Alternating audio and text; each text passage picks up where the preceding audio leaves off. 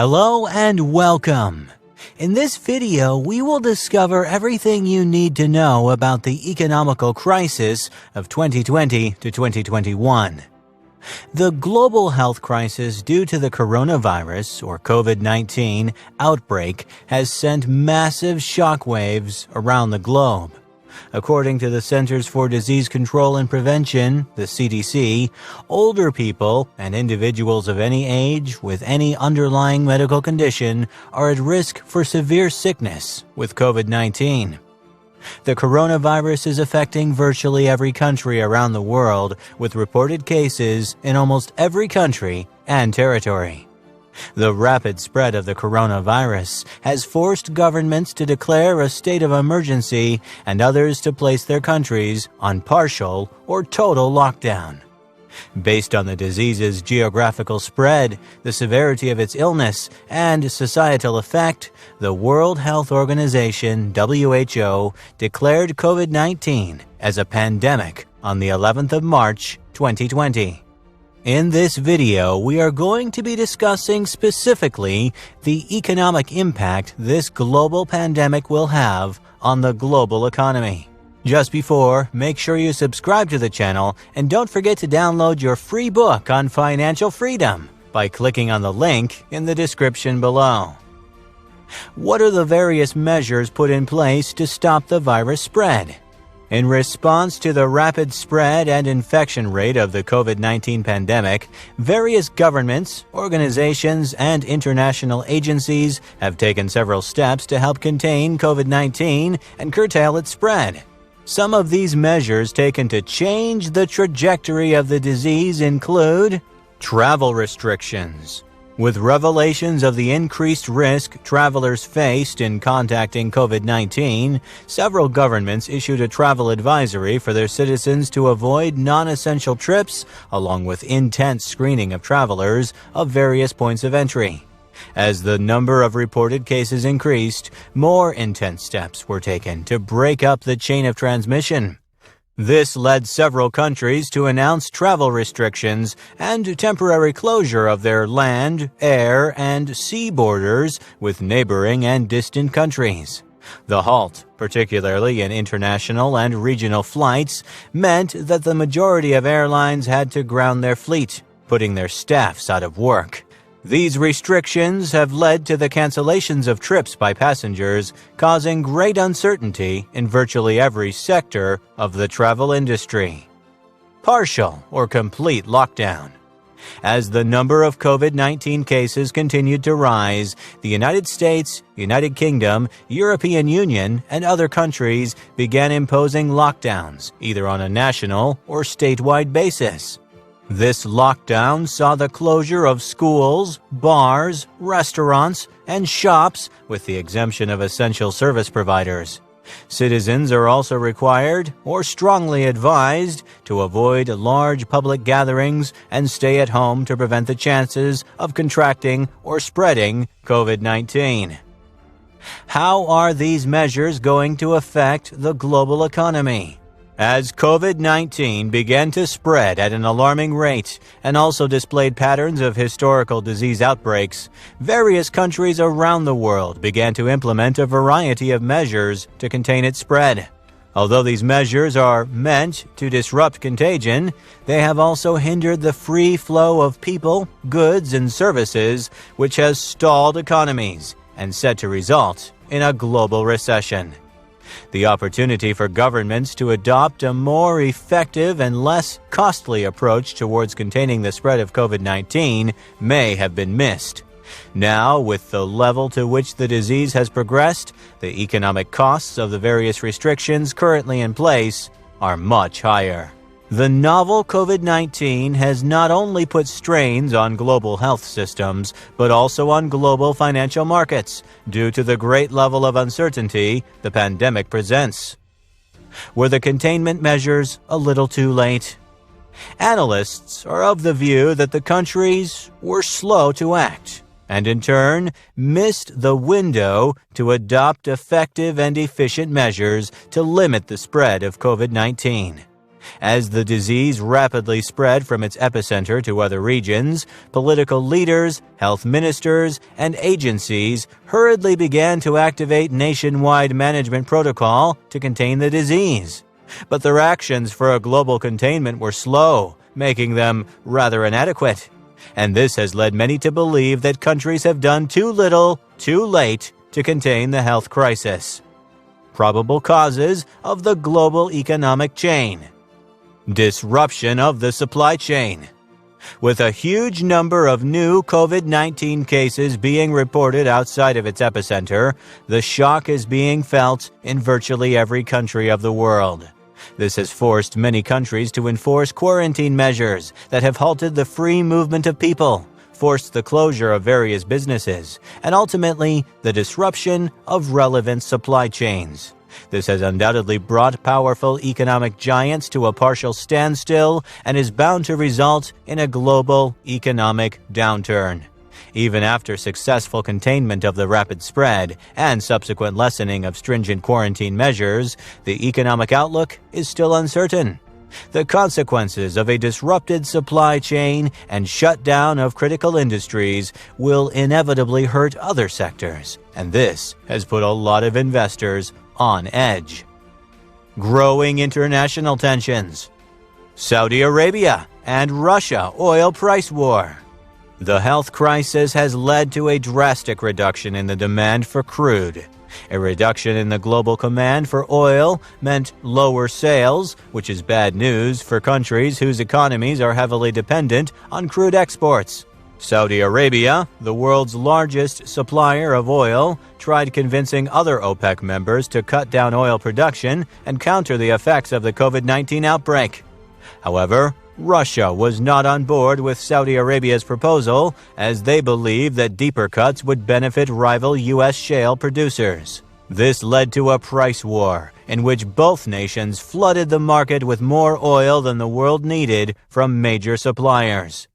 The decline in oil prices, along with fears over the coronavirus outbreak, sent shockwaves across global financial markets and caused major stock markets to plunge.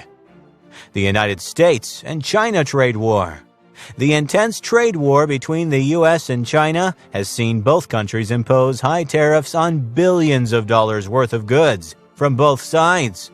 United States President Donald Trump has long accused the Chinese of intellectual property theft and unfair trading practices.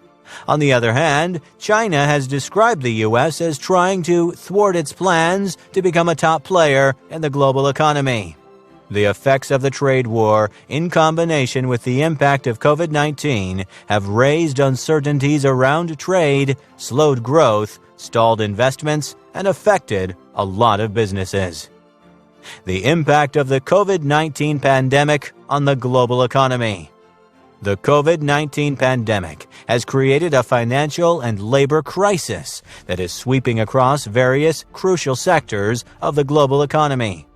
Several analysts are of the opinion that the extent of the damage will depend on government containment measures, their effectiveness, and subsequent deployment of economic support, both during and after the health crisis.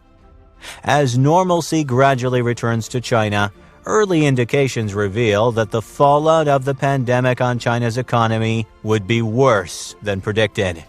This is as a result of a fall in domestic demand due to bankruptcies, job losses, and spending restraints, which would cause lower domestic consumption, and reduction in overseas demand, as the various restrictive lockdown measures in other countries to contain and control the virus leads to cancellations of orders and business closures.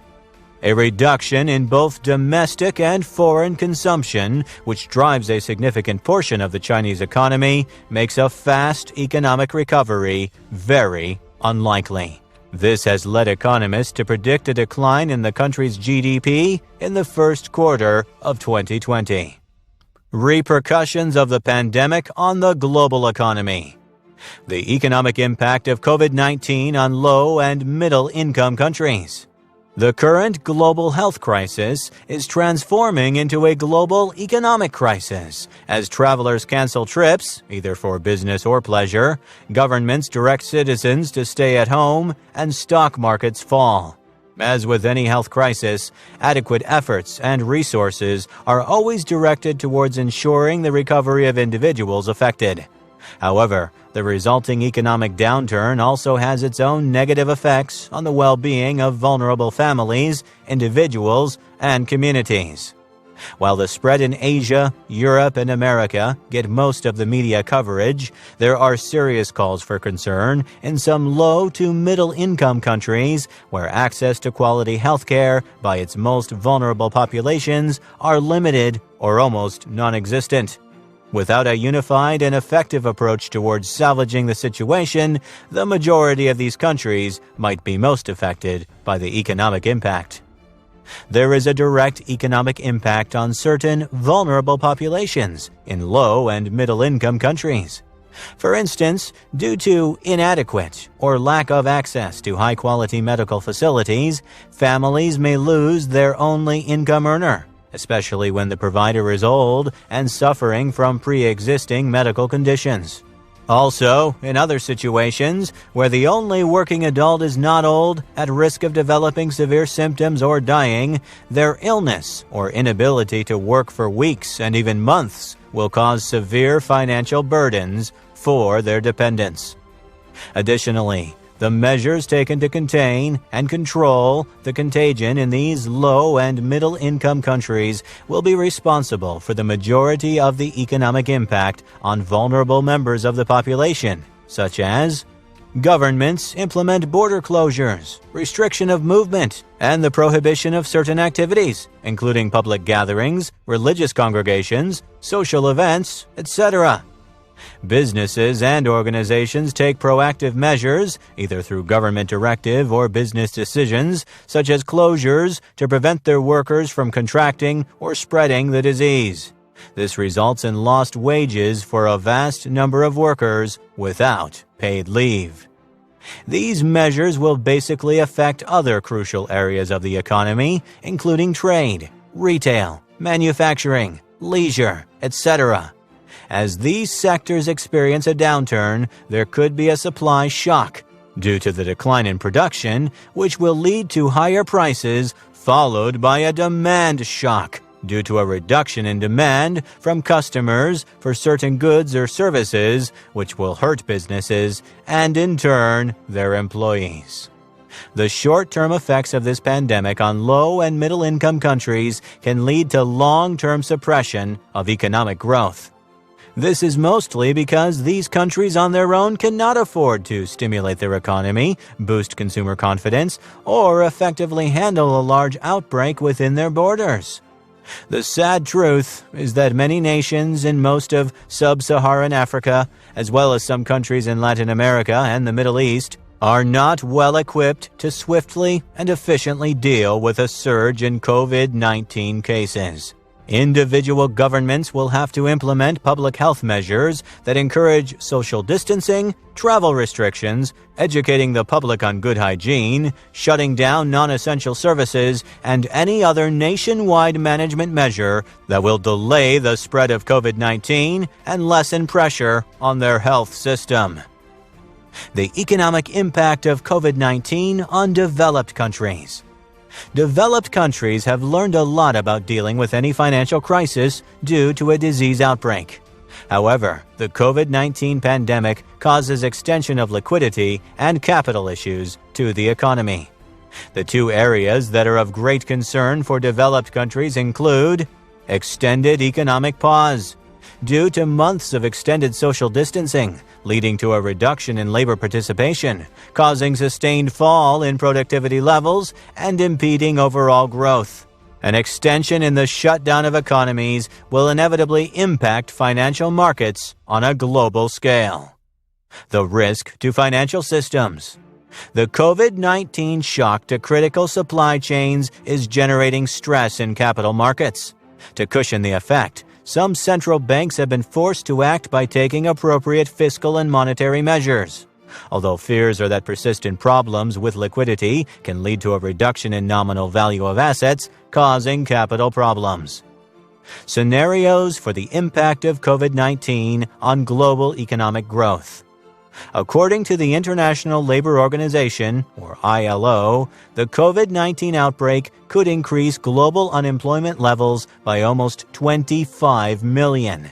However, these numbers can be significantly reduced by adopting measures that guarantee job security of workers in their workplaces, stimulate the economy, and support businesses or organizations. The International Labor Organization, or ILO, presents two different scenarios for the impact of COVID-19 on global growth. These include low scenario, in which there will be an increase in global unemployment levels of 5.3 million. Mid scenario, where GDP growth drops by 4% and global unemployment would increase by 13 million, 7.4 million in high-income countries, with an uncertainty of 7.7 to 18.3 million.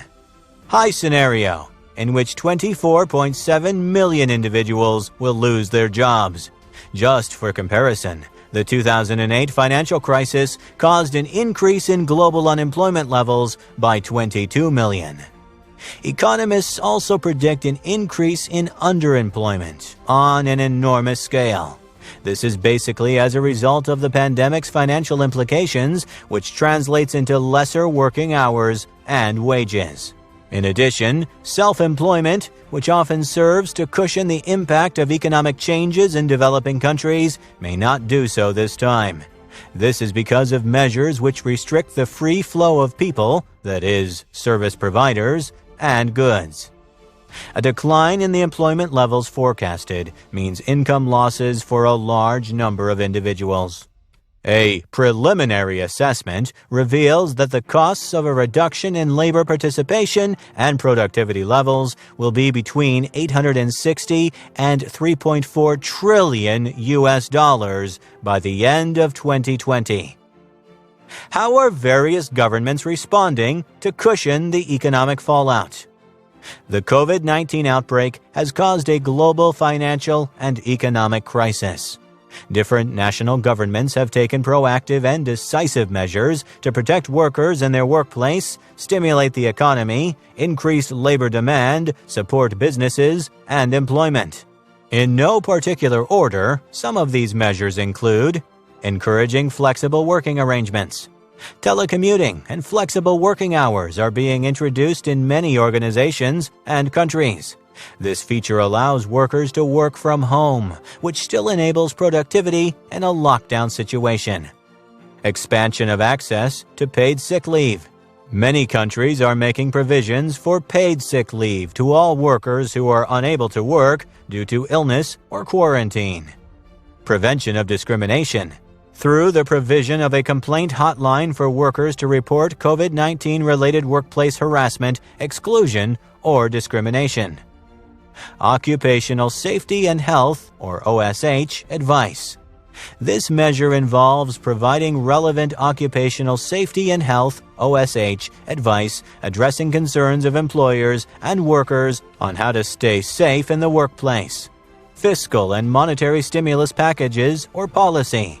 This includes reduction of interest rates by central banks in Canada, Australia, New Zealand, the United Kingdom, and the United States. The sole objective is to direct financial aid to its citizens. Other central banks have also introduced tax breaks, an extension of mortgage repayment, and waivers for Social Security contributions. Other measures include financial support to specific sectors greatly affected by the pandemic, expansion of unemployment benefits, guaranteeing the retention of employment, particularly to migrant workers. Will these measures be enough to revive the economy? That's what we will see in the coming months and years. If you enjoyed this video, please like, share, comment, and especially subscribe to the channel. You are also free to receive the new book, 5 Steps to Reach Financial Freedom, by clicking on the link in the description below the video.